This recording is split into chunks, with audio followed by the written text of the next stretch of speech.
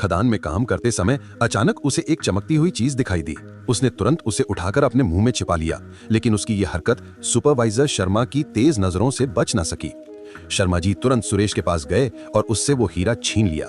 यह सब देखकर पास खड़ा रमेश घबरा गया। कुछ ही देर में बांस की एक खदान में काम करते हुए उसे भी एक बड़ी सी चीज हाथ लगी। उसने ऊपर लगी मिट्टी को हटाया तो देखा कि वो एक गुलाबी रंग का बेशकीमती रत्न था। रमेश ने सोचा, ये तो बहुत महंगा होगा। अगर मैं इसे चुपचाप बाहर ले जा सका तो मेरी जिंदगी बन जाएगी। तभी पास की पानी की पाइपलाइन फट गई।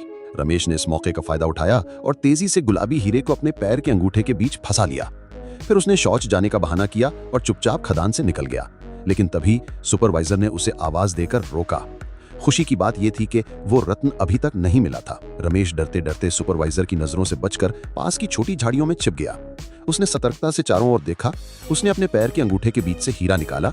उसने उसे हाथ में लेके ध्यान से देखा और फिर जल्दी से अपने कपड़े का एक टुकड़ा फाड़कर उसमें हीरा लपेट लिया।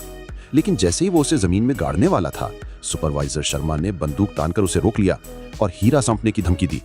जब वो सुपरवाइजर को हीरा दे रहा था, उसी अफरा तफरी का फायदा उठाकर रमेश हीरे को लेकर तेजी से खदान से भाग निकला। क्या आप इस कहानी के अगले भाग के बारे में जानना चाहेंगे या आपके पास कोई और प्रश्न है?